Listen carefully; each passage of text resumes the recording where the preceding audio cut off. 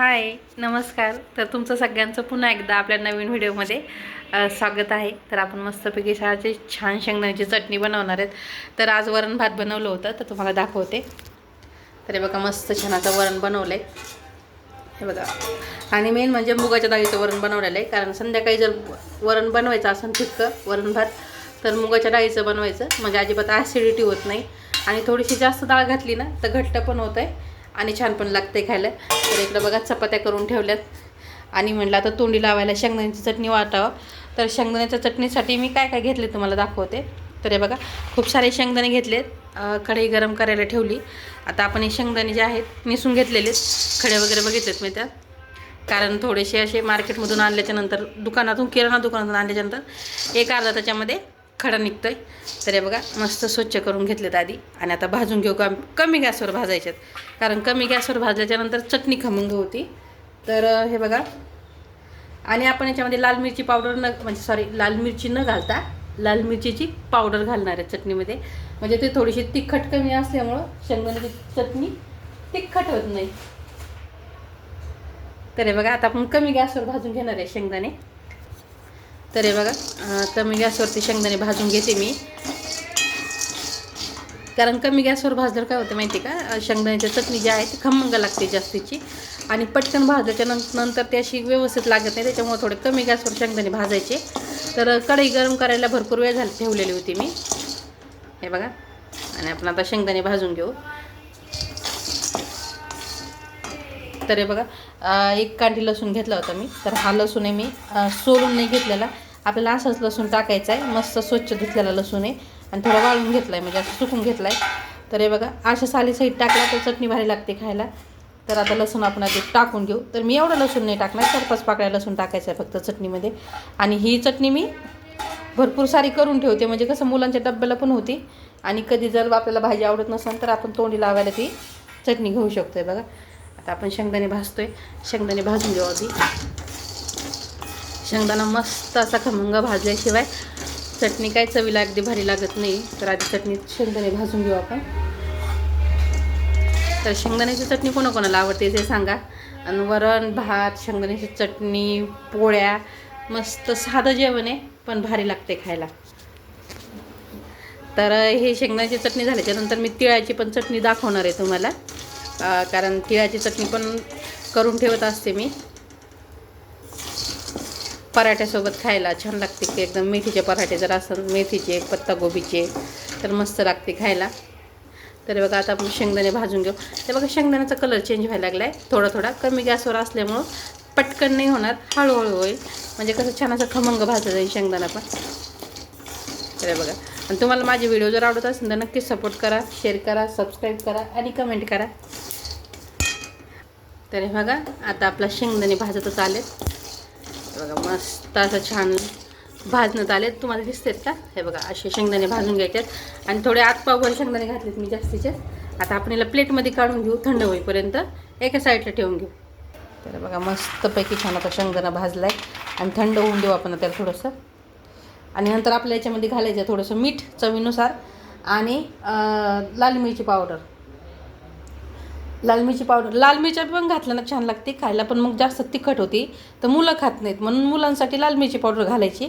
आणि जर असे मोठ्यांसाठी जर करायचे असेल तर लाल मिरच्या जरी घातल्या आणि हिरवी मिरची जरी घातली तरी मस्त लागते शेंगदाण्याची चटणी खायला. पण हिरव्या मिरचीची जर चटणी बनवायची असेल तर तव्यावर बनवायची, अशी मिक्सरला नाही फिरवायची, नाही तर मग त्यात चांगलं कालवण केल्यावर चटणी होती तयार अगदी. तर हे बघा आता मस्त थंड झाले शेंगदाणे बघू शकता. तर ह्या प्रकारे आपण भाजून घेतलेत, मस्त खमंग वास यायला लागला आहे शेंगदाण्याचा. आणि थंडीमध्ये शेंगदाण्याची चटणी अगदी भारी लागते खायला. तर आता आपण हे फिरून घेऊ मिक्सरला. तर बघा मिक्सरच्या भांड्यामध्ये 4-5 पाकळ्या लसणाच्या घातलेल्या आहेत मी. आता आपण याच्यामध्ये शेंगदाणे घालून घेऊ. आणि लसणाच्या पाकळ्या ज्यावरच्या साली आहेत त्या जर नाही काढल्या ना, शेंगदाण्याच्या चटणीमध्ये अजून छान त्याची चव उतरली जाते बघा.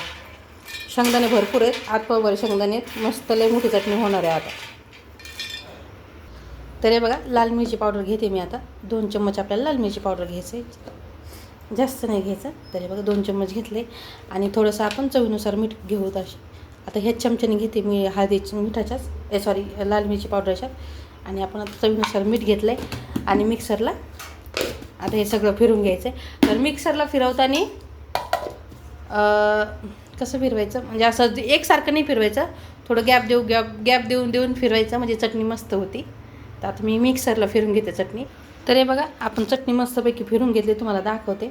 छान अशी फिरून घेतली. कलर बघा त्याचा छान, 2 चम्मच लाल मिरची पावडर टाकले, मस्तपैकी छान असा कलर आला आहे. आपण वडापावमध्ये टाकून खातो ते शेंगदाण्याची चटणी तसे अगदी. आणि बघा मस्त छान अशी मार्केटमधून मोठी पपई घेऊन आलो आहेत, कारण थंडीच्या दिवसामध्ये पपई खाल्लेली चांगली असते, गरमासाठी पोटासाठी पण छान आहे.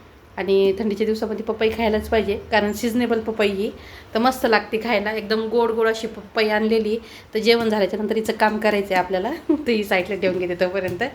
आणि हे बघा कढई गरम करायला ठेवलेली. तर आता आपण मंद आचेवर थोडंसं 2-3 पळ्या तेल घालून आपण मस्तपैकी छान आता आपण ही जी चटणी आहे आपली तळून घेऊ 2-3 पळ्या तेलामध्ये. तर तेल अंदाजे टाकलं आहे मी, तुम्हाला तुमच्या हिशोबाने टाकू शकता तुम्ही तेल पाहिजे तसं. फक्त जास्त नाही टाकायचं, नाही तर मग त्याचे लाडू तयार होते डायरेक्ट शेंगदाणे चटणीचे. थोडं कमी घालायचं 2-3 पळ्या.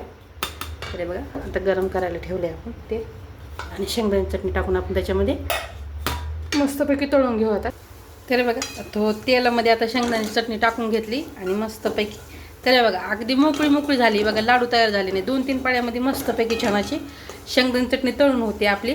आणि कमी गॅस केलेला आहे, कारण चटणी तळताना पण थोडं कमी गॅसच ठेवायचा, म्हणजे ते करपत नाही. फक्त आपल्याला छान अशी खमंग कलर, म्हणजे असा कलर चेंज नाही होऊन द्यायचा तिला, असाच कलर ठेवायचा आपल्याला. फक्त थोडीशी खमंग वास येईल चटणीचा इतपत आपल्याला भाजून घ्यायची त्या तेलामध्ये थोडीशी.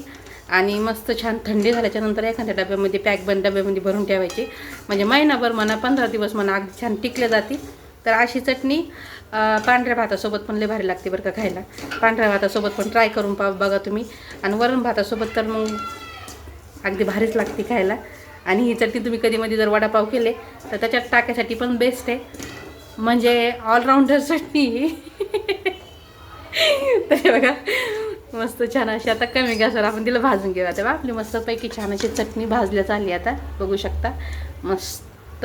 आणि खूप बारीक पण नाही आणि खूप जाड पण नाही आहे, आपली मस्त अगदी छान अशी चटणी झालेली. कारण व्हिडिओ जर आवडला तर नक्की लाईक करा. आणि आपले जे व्हिडिओ येतील ते कोणतेही येतील, रेसिपीचे येतील, कॉमेडी येतील, बाहेर गेलेले येतील, आपण मंदिरात गेलो किंवा बाहेर ट्रॅव्हलिंगला गेलो, कुठं बी गेलो तर ते आपले व्हिडिओ येणार आहेत. तर व्हिडिओ जर बघायचे असेल इथून पुढचे बी तर नक्की कमेंट करा, लाईक करा, शेअर करा आणि सपोर्ट करा. चला बाय.